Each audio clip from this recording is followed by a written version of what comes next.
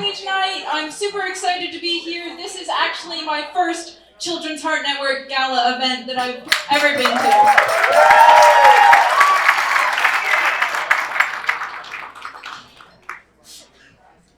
Uncle Gordon, I think your camera's backwards.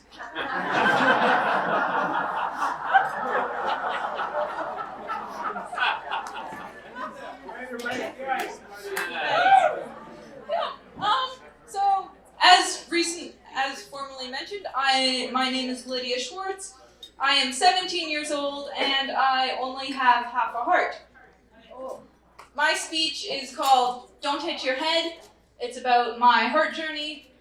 If you have any questions, which I'm sure there will be, please hold them to the end and I will answer any questions you have at the end, or you can find me after and I'll be happy to answer any questions then as well. Despite having half a heart, I excel academically, artistically, and athletically.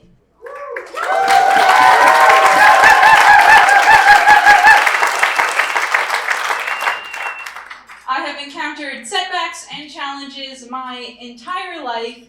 However, it is the power of support and a growth mindset that has helped me become the resilient and positive person I am today.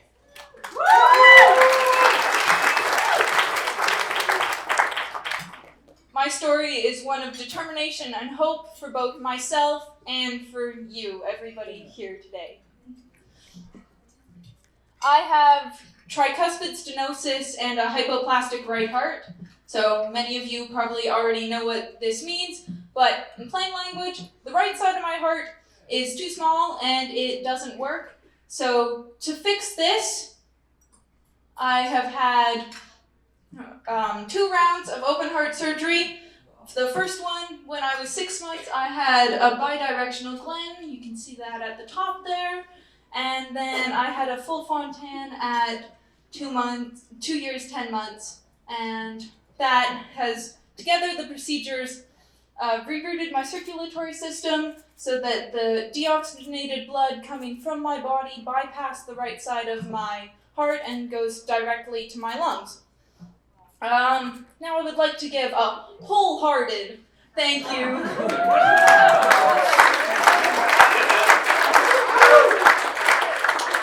to Dr. Sandor, Dr. Harris, and those are my cardiologist, and my surgeon, Dr. Campbell, and as well as the whole team at the Children's Heart Center for their outstanding care.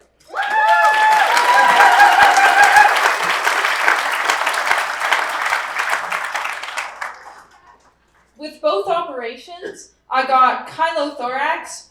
This is when your lymphatic system drains into your chest cavity. This is very serious because it can result in collapsed lungs, which is exactly what happened when I was half a year old. Additionally, I have had 8 other surgeries, including a liver biopsy.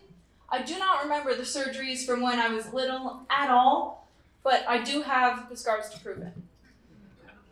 I have many scars. I agree. Yes. 10 out of 10. Scars are not a disfigurement to me. They tell stories. They are storylines. My scars are my storylines. You can see in the pictures that my worst scars are my drainage tube scars, and I'll tell you more about that later. Before I was born, my parents were told that I would not be able to do much, that my heart would place a limit on my abilities. My parents accepted that I might have some limitations, but decided that it would be important for me to find those limits myself before being limited by the possibility that they might exist.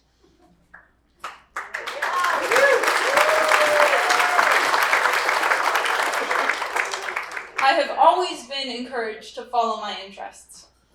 My interests include aerial silks, dance, piano, theater, creative writing, swimming, volleyball, both downhill and water skiing. I'm a certified level 2 ski instructor teaching at Whistler Blackcomb.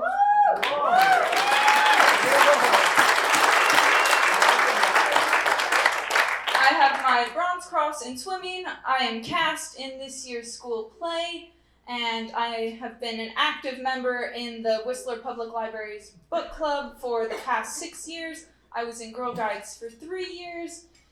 I have studied piano since I was 4, and I completed my level 6 Royal Conservatory of Music exam. I have submitted art multiple times to various art shows, and I will graduate this June with my dual dogwood diploma, having been enrolled in French immersion since grade 5.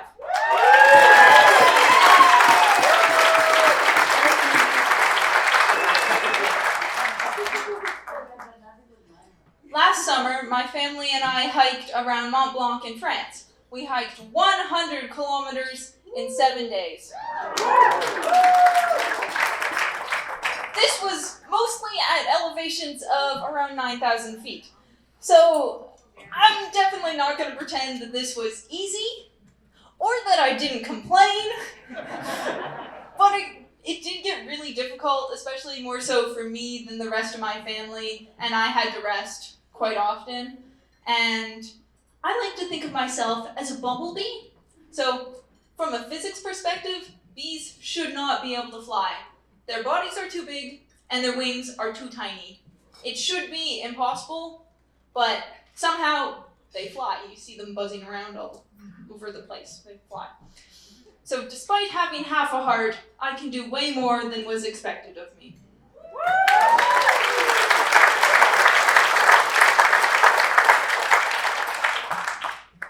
In addition to all of the previously listed pursuits, I also run an organic peanut butter business with my sister Stella. We make and sell small batch artesian peanut butter at farmers market, and we sell it at farmers markets, growing our business from its initial tiny stall to a now polished, organized, thriving entrepreneurial endeavor, which is currently undergoing certification for retail expansion, has been incredible. However, participation in all of these activities is not without increased risk for me. To support my heart and blood flow, I take aspirin as a blood thinner, and I take that daily. When I was 11, I crashed when I was water skiing and hit my head. I went in and out of coma, narrowly escaping brain surgery, and spent 10 days in Children's Hospital with a brain bleed. The doctors believed that the blood thinner, while helping my CHD, worked to worsen the brain injury. So I have to be aware of the potential heightened risk to myself when I am doing certain activities. So I have to let my instructors and or supervisors know about my CHD and tell them that if I am to hit my head, things can go worse for me than for others, and to call emergency medical services sooner for me than they would for someone else. So the first response most people have to this when they're really unsure about it and they don't know what to say is, well, okay, then don't hit your head. Wish I'd thought of that. And I usually only tell the people that are in charge about my CHD and not my peers. I don't want to be treated differently because of it, but experiences have taught me that more often than not, people treat me like I am breakable when they find out that I have CHD, but I am not breakable, I am capable.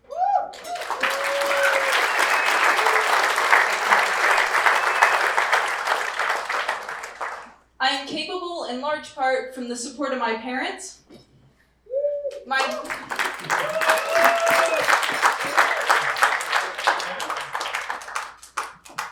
My dad has been a great role model on how to live a life with scars. He was in a helicopter crash and has burn scars all over his face.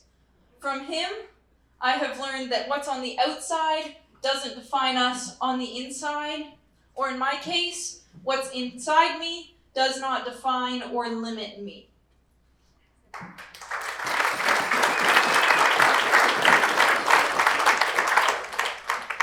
I do have scars, and they do affect me. The drainage tube scars that I mentioned earlier have caused me the most grief. They became attached to my diaphragm and limited my breathing capacity. By the time I was 15, so 2 years ago, I could no longer take a deep breath, and they were becoming uncomfortable. This is when I went and saw Dr. Jill Lauder at the pain clinic at BC Children's Hospital.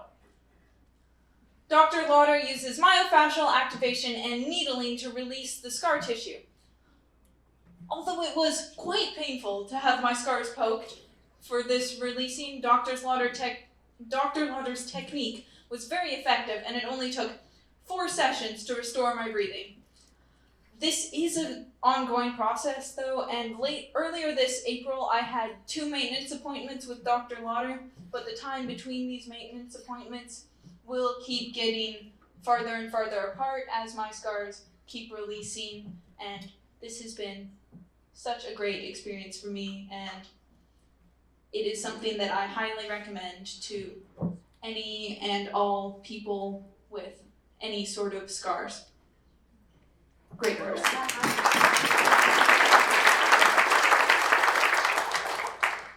I am also capable because of the love and support I have received from the Children's Heart Network and Hearts of Gold. I was 9 when I went to Camp Zajac for the first time. It wasn't until I had found such a great group of heart kids that I realized how much I needed the connection with other people who were different like me. How freeing it was to be able to ask, "What's wrong with you?" and not offend anyone with the question. We were united by what set us apart. We were there to learn and share with each other, and that's exactly what we did and continue to do. I have made lifelong friends through camp and Hearts of Gold and consider them to be an integral part of what makes me who I am today. A strong, confident, and capable person. I am very grateful for the opportunity to participate in camp and continue to grow from the experiences and connections offered to me through the Children's Heart Network and Hearts of Gold. Now that it's the end of April, my job as a ski instructor just wrapped up. I'm about to act in my school's theater production. I have a painting in an art show in Whistler. I'm getting ready to sell peanut butter in the upcoming market season. And I'm just finishing grade 12 with a top GPA, and I'm looking forward to attending UBC, studying applied animal biology with the intention of one day becoming a veterinarian.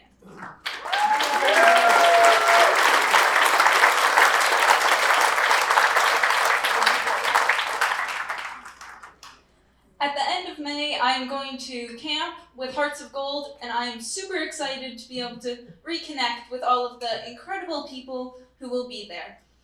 This is made possible by the generous donations of people like you, everybody here tonight that is watching this speech. Thank you so much. Let's send some kids to camp.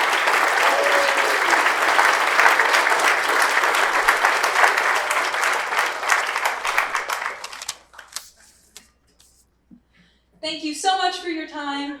I am super happy to answer any questions you have either now or I'll be here later this evening as well.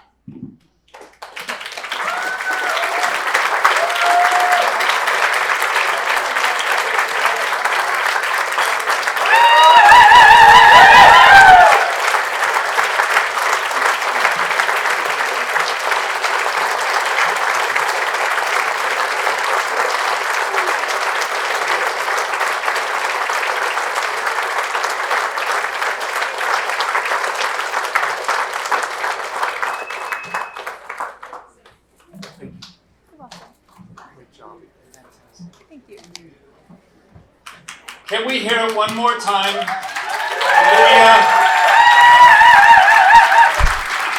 and her incredible family.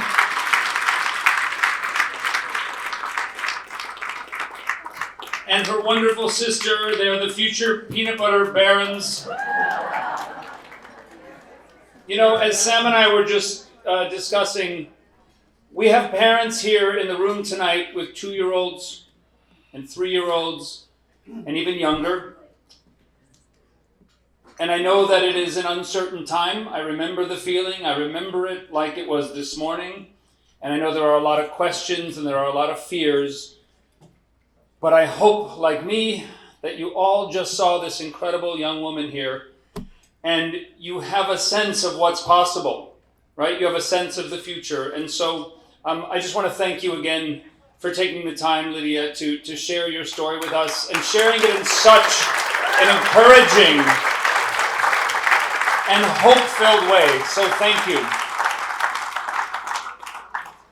As has been discussed up here already tonight, the term finding your people has come up. And as I've said to a couple of you in little conversations we've had, that is something that happens even, and many of you know this already, and when I've told this to others, they've nodded their head, even when you're at BC Children's, even in the elevator, you'll see another parent and you just both know.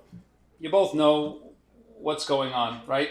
I even had a hug from a stranger in an elevator because he could tell that I needed it, So, which is why for me this many years later, and for Lydia's family this many years later, and for some of you it's very fresh to be in a room like this and to see the support of people like Mr. Carey and all of you and the wonderful things you're doing. It means the absolute world to us, and you are all heroes to all of us. So I want to thank you again for being here, and please applaud yourself.